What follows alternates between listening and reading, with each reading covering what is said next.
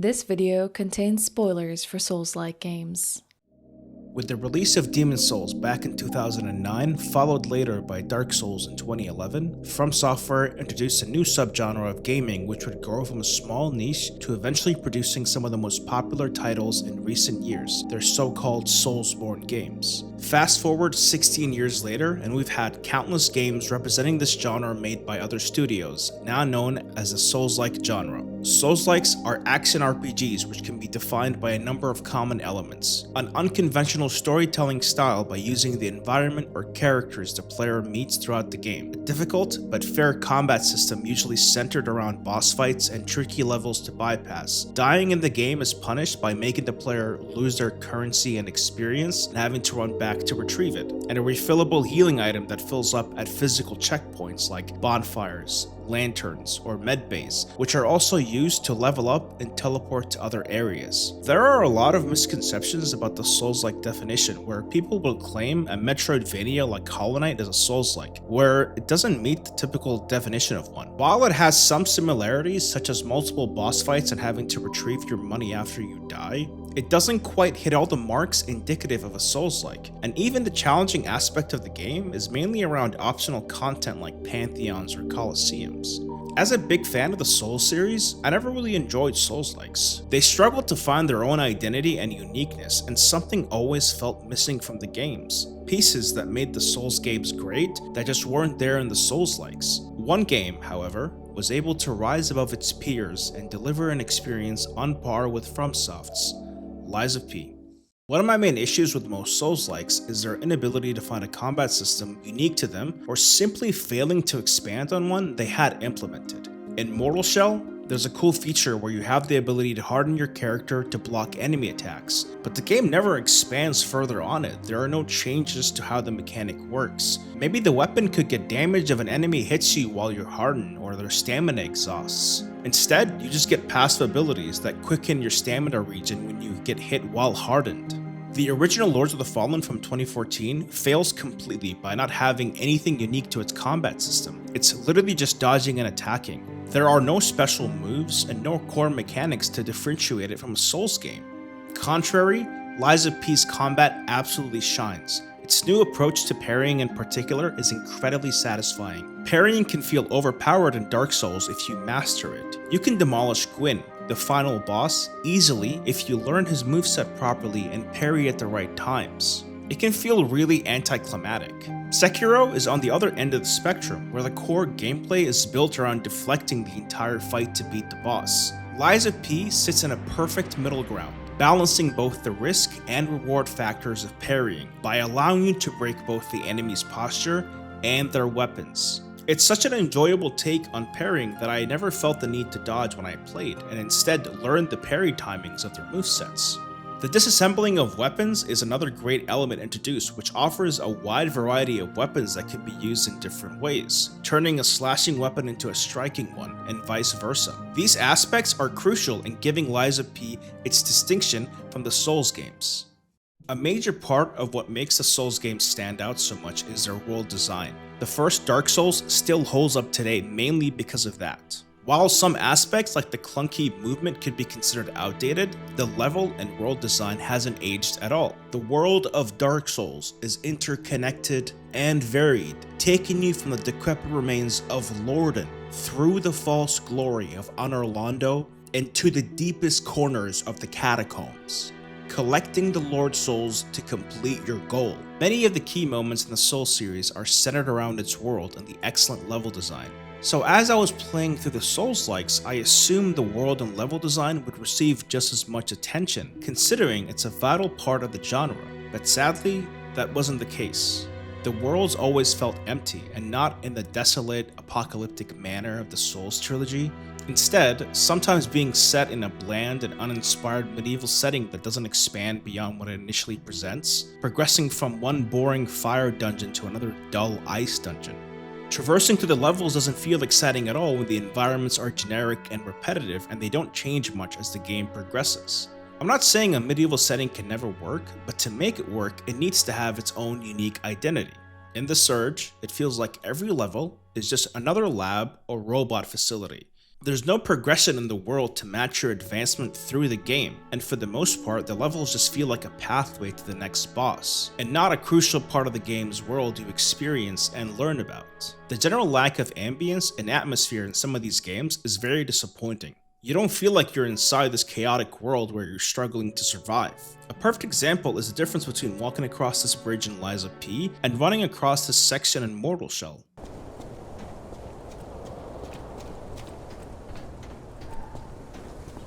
As you're walking on this bridge, you feel the wind blowing, hear dogs barking, and hear wet footsteps from the rain, and see the glow of the lit windows of the citizens of Krat hiding from the puppet frenzy. You're brought inside this eerie atmosphere of Krat.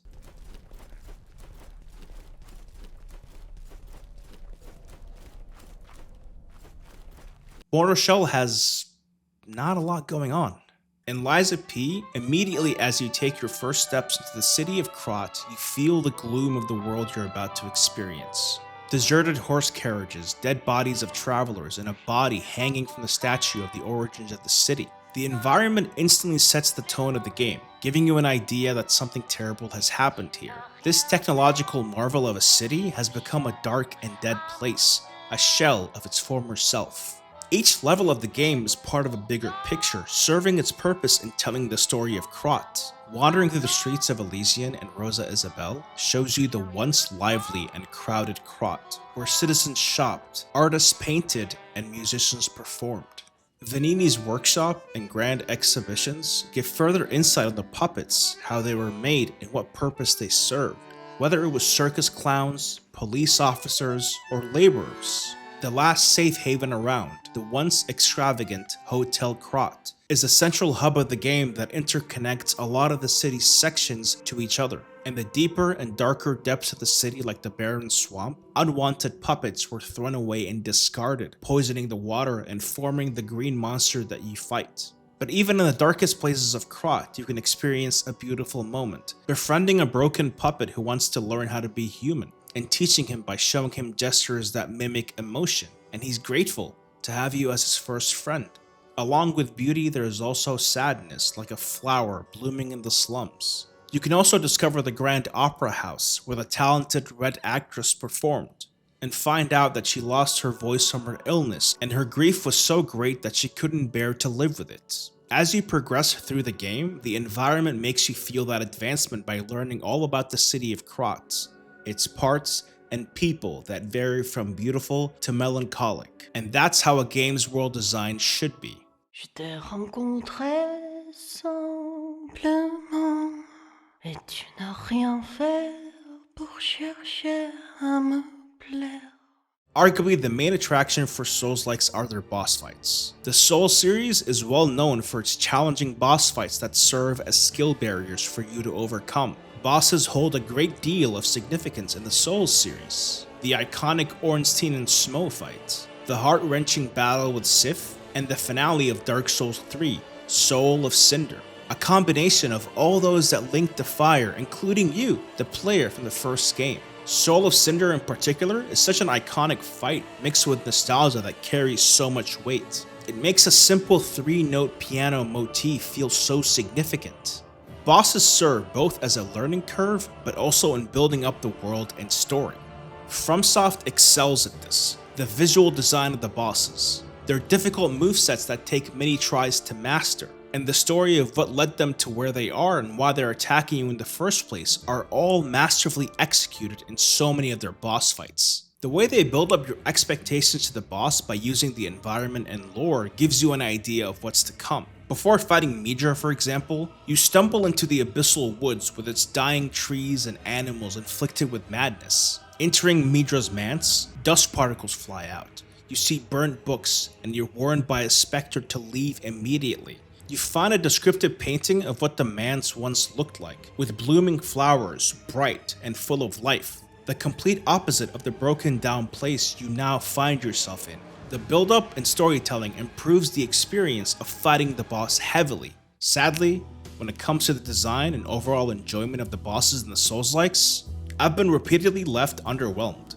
The games are full of generic NPC bosses, boring fights that just repeat the same 2 to 3 attacks over and over, and bosses that are just too similar to each other to stand out. The Hollow Crow and the new Lords of the Fallen has a great design and had the potential to be a great fight, but the entire fight is literally just you running and dodging the ads, waiting for one enemy to be targetable and then repeat. And there's the Surge, where the first boss just repeats the same 2 attacks over and over, and the third boss is just an NPC guy who in between phases will just walk away and you have to fight a clone of the first boss 3 times. The second game has the same mistakes. There are like 4 NPC fights mixed with some fights that are literally just a regular enemy from the game turned into a boss with the same attacks. The final boss of Timesha is just yourself with identical attacks and skills. So much expectation gets built towards the last boss of a game, and for it to be a lazy, uncreative fight is a total letdown. Recycling bosses isn't enjoyable at all, nor is it inventive, and it's not something you'd ever find in a Souls game. On second thought, I guess recycling bosses is technically a Souls feature.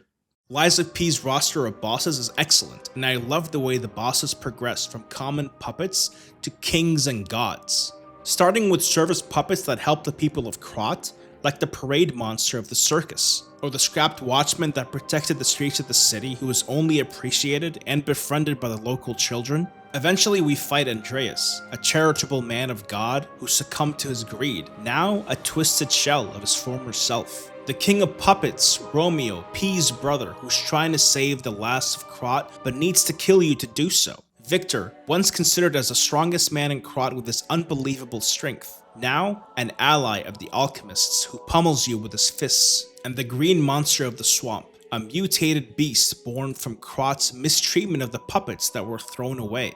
The fights feel significant because of their uniqueness and progressive increase in power. They were also properly built up, like these posters you see of the parade monster as soon as you start the game, a child telling you about the Watchman and how much he misses playing with him, and even this carcass body you find way back, later fighting one of them and realizing something bad has happened, showing you what's to come with the fallen archbishop, who you find eating a corpse's flesh. Each fight felt special and challenging in its own regard. Some fights required precision, while others demanded quick reactions. The music of each boss is just incredible, helping to push the experience even further with the beautiful compositions.